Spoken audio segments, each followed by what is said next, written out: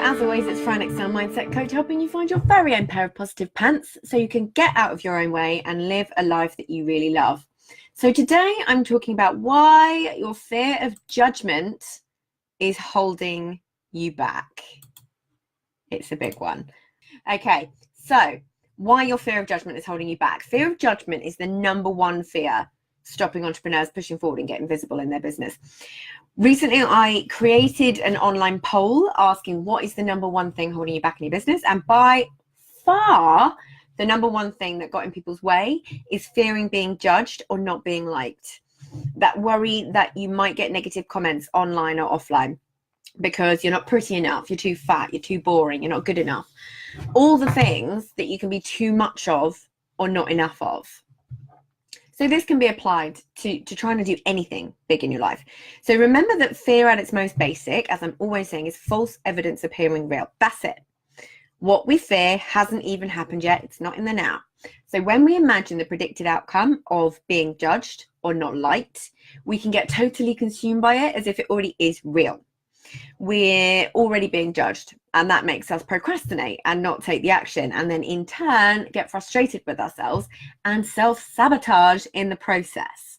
So as I've spoken about before, we feel the same physiological feelings as if this judgment or negative comment or whatever it may be had already happened. So that makes it feel even more real unless we challenge it. The brain doesn't distinguish between the real and imagined. It just doesn't. So that's why it feels so real when we're just thinking about it. So it used to get me too. Obviously, it still does. Of course it does, but I know how to get through it. So fear of judgment plagued me for years. I mean, decades even. It stopped me from doing so many things in my first product-based business, and honestly was probably part of the reason I quit before I could fail, which doesn't need to happen to you. So fear of judgment made me procrastinate over anything that was putting myself out there. And it actively stopped me from taking action and drove me a little bit mad in the process too. So obviously it's better to not be visible than get judged, right? Well, no, if you want a business or you want to do any of these big things, these big dreams that you have, no. It is really easy to believe it's all you. So the thing is, it's really very easy to accept this fear of judgment and lack of self-esteem as being ingrained in who we are, part of our personality, and just something that will always be a problem. But good news, my friends, it's not by a long way. So I learned to let it go, so can you. You just need to make a few tweaks in your thinking and your thought processes and shift how you see the world and how you see yourself. And that does sound quite difficult, but I promise you, it's not. It just takes a little bit of effort. And I talk about this all the time. So we've all been there. We've all felt judged or not liked at some point in our lives. And it's a really, really horrible feeling that hugely affects our self-esteem. But the trouble is our brain remembers that horrible feeling and then actively stops us putting ourselves out there on purpose. So your hippocampus, which is responsible for your memories, is right next to your amygdala, which is responsible for your fight or flight and your fear center. So you can see how the two are closely linked. So what it tries to do is protect you from having that feeling again.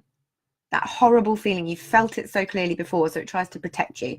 And that's when you start to hold yourself back and you get that intense feeling of resistance to putting yourself out there. So what if you do get judged negatively? If you do get judged negatively, then the thing I want you to remember is it's never actually about you. It's actually not anything to do with you at all. People who judge you are the ones with the issues, not you. When you can understand that, it's so much easier to let go. So look at online trolls. Someone has to be a seriously unhappy person and unhappy with their lot in life to be able to write some of those judgmental things and some of those awful, awful things that you see. They do it to make themselves feel better in some way. That idea of bringing someone else down, or, that phrase is standing on someone's head so they can stand taller. And really, does an online troll's opinion actually really matter? No, it really doesn't. I mean, if you actually put yourself and look at the type of people that do it, do you think their opinion matters? No. But what I want you to do is feel empathy over anger. So if you can try and look at these people with empathy instead of anger or hurt, then it's not going to sting you anywhere near as much. A happy, well-rounded individual just does not behave like that, right? So feel sorry for them and their miserable little life. A little reframe for you on negative comments is to start looking forward to them. People often say that you've made it when you get your first troll because you're standing for what you believe in. You're polarizing. It means people are listening and are bothered enough to make a comment in the first place. You certainly aren't being ignored anymore. There's no crickets anymore. And usually it means they're looking at you as an influence. So you're doing something right. Learn to laugh at them and really imagine the person on the other side of that negative comment, that keyboard warrior, with nothing better to do than try and tear other people down. Imagine them as the Grouch from Sesame Street, if that helps. In the same way it helps with the negative voice in your head, you can do it with imagining Sesame Street creatures as the people who are being mean. So who is the judge, really? The other thing with judgment is you're only really afraid of being judged on the things that you find yourself judging other people on. It's like a negative cycle of judgment that someone has to quit in order to stop it. So if you judge someone on something, how they behave, how they look, what they're wearing or not wearing, you then fully expect to be judged on the same thing. And when you can start to catch yourself in a moment of judgment and stop it, you'll start to do it less, then you will fear it less. Okay, it's a reflection of our own insecurities. So if you can stop judging yourself and get out of the habit of judging other people, because it is a habit, that's really, really going to help.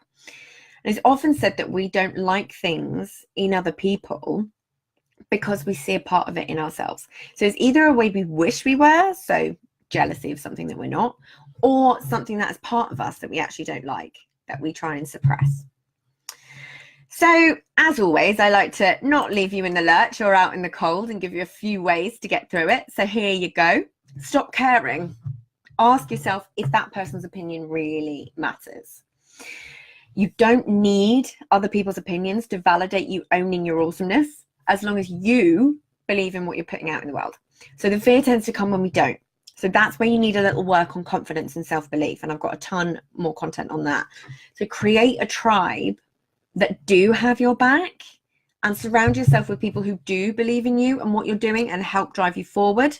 And that will help you grow in confidence as you'll have more people telling you how awesome you are at what you do, which is something we don't get in our own businesses often, but we did get in our jobs. So it was really easy to know what we were amazing at, remember that.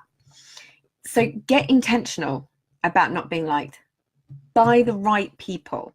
So you've heard that phrase, your vibe attracts your tribe. You actively want to attract the right people, your ideal clients, your ideal people, and you want to turn off the wrong ones. You want them to land on your website or your content and go, ugh, that's not for me. If you're intentional about it, it won't hurt as much. It really won't. And also, are they actually even judging you? Or are they actually jealous because they want what you have and don't have the guts to do what you're doing? Ask yourself, what is the best and worst case scenario if you do or don't push yourself through this fear of judgment? What's the best case scenario if you don't push yourself through? What is the worst case scenario if you don't push yourself through? Yeah? Ponder on this one. What do you bring into your life by not fearing being judged or not being liked? Yeah? If you can stop that, what does that bring into your life? Remember these little nuggets as well. Remember that the fear center in our brain feels like it's working for us, but it's actually working against us. And it's not being helpful, but it really is your choice if you listen to it or not. It really is. I cannot stress that enough. I've done enough training and got enough qualifications to know that to be true. So you have to choose whether you're going to listen or not. Move towards your fear. It really is the best way to get through it. Acknowledge it and let it fuel you in the knowledge that there is usually something great on the other side. Yeah? Don't let it hold you back. Whenever I feel fear or resistance, I push through it because I know that the unicorns and rainbows are right on the other side of that. It always happens. It's always the way. It's just the way it goes. because also you grow in confidence. The second you push yourself through your comfort zone, boom, you've learned something. You know you can do something. You grow in confidence. It's amazing. So understand that it's all part of the process. Something to be aware of with all of this is it can and it will make you procrastinate over the things that you know you need to get done and getting yourself out there and getting visible, but you just can't seem to make yourself. It will make you procrastinate. But the biggest thing I want you to take away from this is, if people don't, and I've said this before, if people don't know who you are and where you are and that you can solve their problems, then you can't solve their problems. Remember, you're the only one that can put your message into the world that somebody else needs to hear right at that time, said by you. So what if other people are doing similar? They're not doing it the same way as you. It may not feel like it right now, but you can 100% retrain your brain to think differently about this. I did it, so can you. So let's get you out into that big wide world, doing the thing that only you can do. Yeah. So I would love to know what you fear being judged on. Let me know what you in particular fear being judged on, because the more people comment, the more you can understand that you are not on your own in this. I mean, it is insane how many people struggle with this stuff. And when I asked in this group, what's your number one fear of getting visible? Judgment, judgment, judgment, judgment. But there are ways through it. And hopefully I have given you the start of that. So I hope that was really helpful. And as always, I will see you next week. Bye.